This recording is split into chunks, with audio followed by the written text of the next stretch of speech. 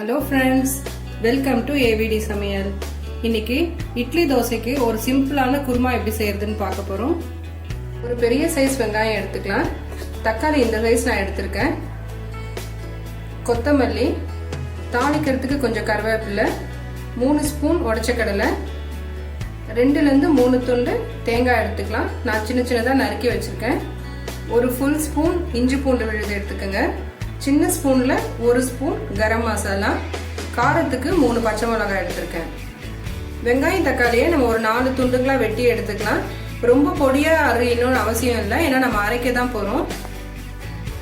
இந்த தேங்காவை நம்ம அரைச்சி எடுத்துக்கலாம்.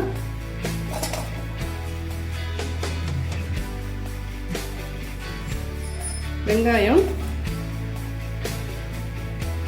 தக்காளி, பச்சை மிளகாய், கரம் மசாலா, இஞ்சி பூண்டு,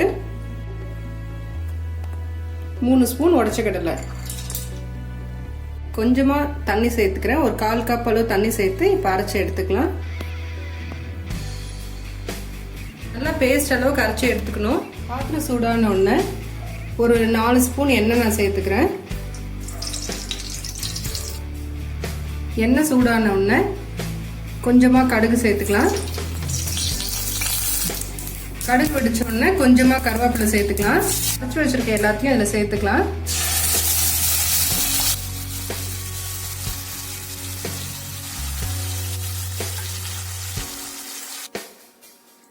கால் ஸ்பூன் அளவுக்கு மஞ்சத்தூள் சேர்த்துக்கிறேன். நான் இதுல 3/4 ஸ்பூன் உப்பு சேர்க்கிறேன். உங்க தேவைக்கு நீங்க சேர்த்துக்கலாம். இந்த குழம்பு வந்து ரொம்ப தண்ணியாவும் இருக்கக்கூடாது, திக்காவும் இருக்கக்கூடாது. தேவைக்கேற்ற அளவுக்கு நம்ம இதுல தண்ணி சேர்த்துக்க போறோம்.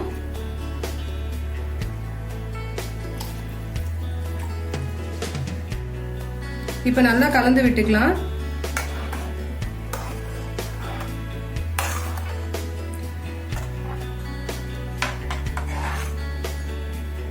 மொத்தத்திலே 2 கிளாஸ் தண்ணி சேர்த்திருக்கேன்.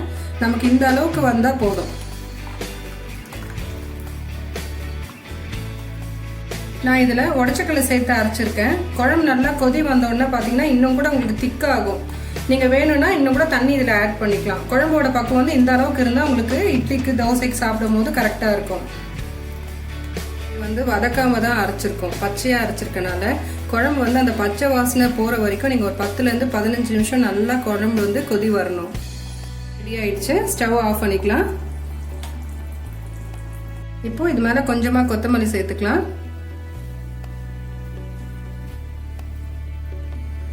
இப்போ நம்மளோட குருமா ரெடி ஆயிடுச்சு. நீங்களும் செஞ்சு பாருங்க. எப்படி இருந்ததுன்னு என் கூட ஷேர் பண்ணுங்க. தேங்க்ஸ் ஃபார் வாட்சிங்.